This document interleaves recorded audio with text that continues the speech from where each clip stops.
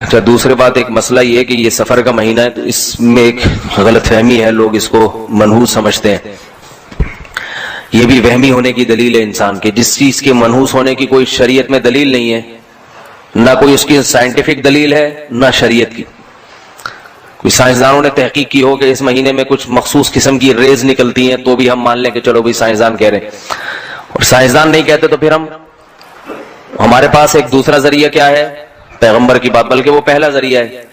سب سے پہلے پیغمبر کی بات. تو پیغمبر صلی اللہ علیہ وسلم سے بھی سفر کے بارے میں کہیں بھی نہیں ہے کہ منحوس ہے. اسلام میں نہ کوئی دن منحوس نہ کوئی مہینہ منحوس. برکت والے دن تو ہیں جن میں اضافی برکتیں ہیں، نحوست کسی دن میں نہیں ہے. تو اس لیے اس مہینے کو منحوس سمجھنا یہ بدعت ہے، غلط ہے. اور یاد رکھیں جو آدمی وہمی ہوتا ہے اللہ کے معاملات پھر اس کے ساتھ ایسے ہی ہوتے ہیں.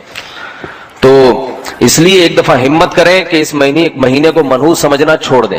شیعہ لوگ اس مہینے کو منحوس سمجھتے ہیں، محرم میں بھی شادی نہیں کرتے، سفر میں بھی نہیں.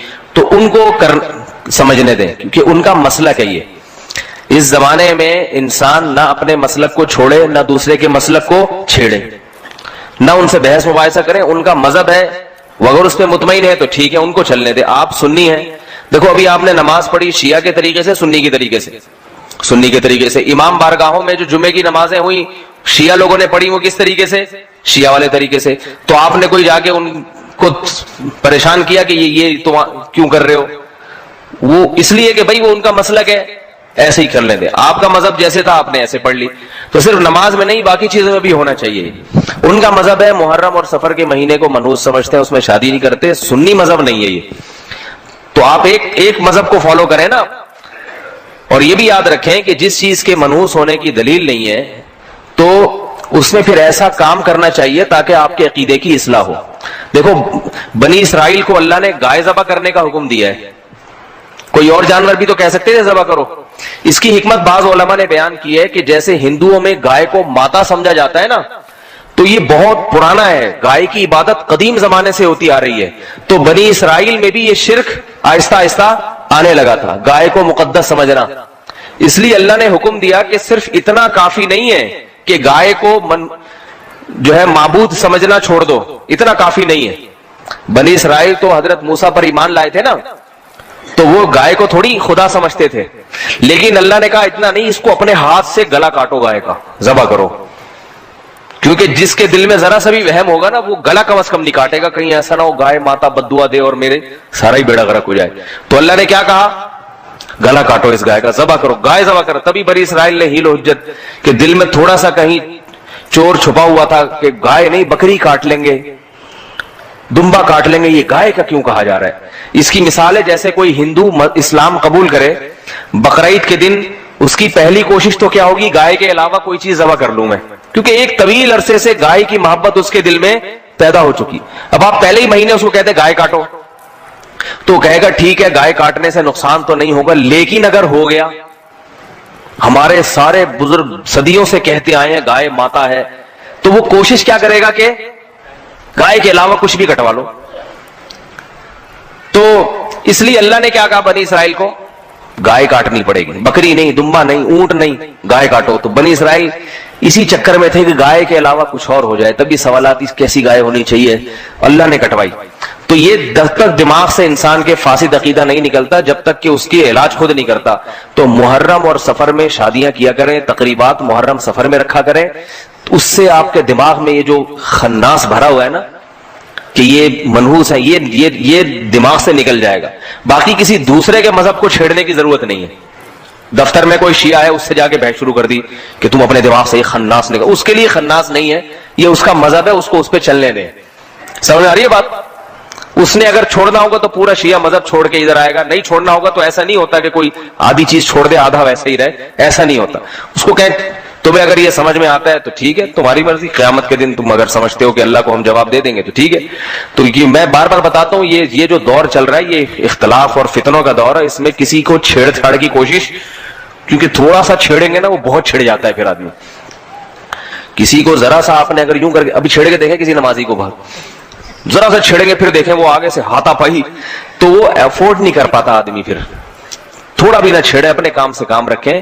جو آپ سے ہدایت لینے کے لیے آ رہا ہے, جیسے آپ لوگ تو خود مجھ سے یہاں آئے ہیں نا سیکھنے کے لیے, بیان سننے کے لیے, تو میں پھر آپ کو بتا رہا ہوں. کبھی ایسا نہیں ہوتا آپ کے گھر جا کے میں نے آپ کو خود سے چھیڑا ہو کہ سفر میں شادی کیوں نہیں کر رکھی, اتنی ربیع الاول کی ڈیٹ کیوں لی ہے بچی کی آپ نے. جب میں نے آپ کو بیان میں سمجھایا تھا کہ سفر منحوس نہیں ہے, تو پھر ربیع الاول تک چھلانگ لگانے کی کیا ضرورت تھی؟ کبھی آیا کسی کو؟ بھائی پھر جو آپ ربیع الاول میں کریں, آپ کریں ہی نہیں سرے سے شادی, ساری زندگی کمارے رہیں, ہماری صحت پہ کوئی اثر نہیں پڑتا. صحیح ہے نا؟ تو چھیڑ چھاڑ کا زمانہ نہیں ہے. البتہ اپنے عقیدے پر کم از کم مضبوط رہیں. محرم اور سفر میں شادیاں کیا کریں. تقریبات جو بھی جائز تقریبات ہوتی ہیں محرم سفر میں, اس کو نحوست کا تصور دماغ سے نکال دیں بالکل. اور پھر اگر اللہ نہ کرے کوئی شادی ناکام ہو گئی محرم کی وجہ سے, یعنی محرم کی وجہ سے تو نہیں ہوگی, محرم میں کیا اور شادی ناکام ہو گئی اتفاق سے, تو یوں نہ کہیں کہ محرم کی وجہ سے ہوئی ہے. یہ سوچیں جس کی ربیع الاول میں ہوئی تھی اس کی کون سی کامیاب ہوئی ہے. آج کل کہاں شادیاں کامیاب ہو رہی ہیں. شادی کامیاب کرنے کے لیے محرم سفر کی بات نہیں ہوتی, اس کے لیے میاں بیوی میں میچنگ اور دونوں کی ماں باپ نے کیا تربیت کی ہے, کیسے, یہ ساری چیزوں کا دخل ہوتا ہے. اس کا محرم یا سفر سے کوئی تعلق نہیں. یا ایھا الذین آمنوا, اے ایمان والو, انفقوا من طیبات ما کسبتم, جو کچھ تم کماتے ہو اس میں سے پاکیزہ چیزیں خرچ کیا کرو. طیبات, دیکھیں طیب کا لفظ ہوتا ہے مرغوب, پاکیزہ, تو حلال چیز کو بھی طیب کہا جاتا ہے. وہ چیز جو نفیس ہو, جو ذرا کوالٹی وائز اچھی ہو, اس کو بھی طیب کہا جاتا ہے.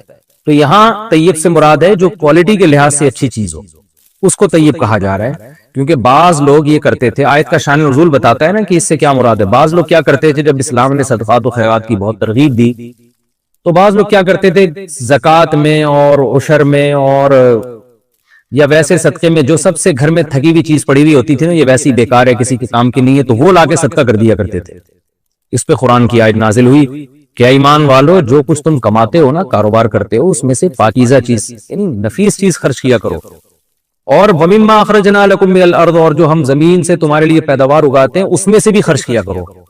تو زمین کی جو پیداوار ہے اس میں جو خرچ ہے وہ عشر کہلاتا ہے, اور جو آپ کماتے ہیں, ارننگ ہے تجارت کے ذریعے, اس میں جو خرچ کیا جاتا ہے اس کو زکوٰۃ کہا جاتا ہے. تو اس آیت میں زکوٰۃ کا بھی حکم دیا جا رہا ہے اور اس آیت میں عشر کا بھی حکم دیا جا رہا ہے. زکوٰۃ کے احکام تو تفصیل سے میں بتا چکا ہوں, میرے اس میں کلپ ہیں, علماء بھی بتاتے رہتے ہیں, وہ میں یہاں جاؤں گا اس کی تفصیل میں تو بہت لمبی بات ہو جائے گی. تو آپ جو کچھ بھی ارننگ آپ کی ہو رہی ہے اس میں سے خرچ کرنا چاہیے. اور بعض علماء یہ بھی کہتے ہیں اس میں کوئی اسپیسیفک زکوٰۃ یا عشر کا تذکرہ نہیں ہے, بلکہ اس میں نفلی صدقہ بھی داخل ہے. یعنی ایک ترغیب دی جا رہی ہے کہ ایمان والو, جو کچھ بھی کماتے ہو نا, چاہے تمہاری جاب ہو, تمہاری سیلری ہو, تو اللہ کی راہ میں بھی اس میں سے خرچ کیا کرو. ایک ترغیبی حکم ہے. اگر ہم اس سے زکوٰۃ مراد لیتے ہیں تو پھر واجب حکم ہے, اگر ہم زکوٰۃ مراد نہیں لیتے تو پھر ترغیبی حکم ہے.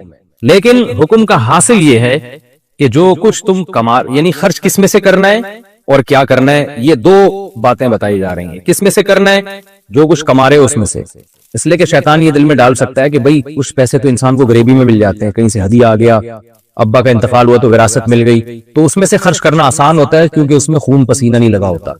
وہ اللہ فرماتے ہیں نا نا نا نا, اس میں سے تو کرنا ہے جس مال پہ خون پسینہ لگا ہے نا, جو محنت سے کمایا ہے, چاہے جاب کے ذریعے چاہے بزنس کے ذریعے, اس میں سے بھی خرچ کرنا پڑے گا تم کو. یعنی اگر تم چاہتے ہو اللہ کی کامل رضا, اس میں سے بھی خرچ کرنا پڑے گا. اور جو زمین سے پیداوار اگتی ہے تو وہ ہم نے اگائی ہے, وہ تم نے نہیں اگائی ہے. مما اخرجنا لکم, جو ہم نے تمہارے لیے زمین سے اگائی ہے اس میں سے بھی تمہیں خرچ کرنا چاہیے.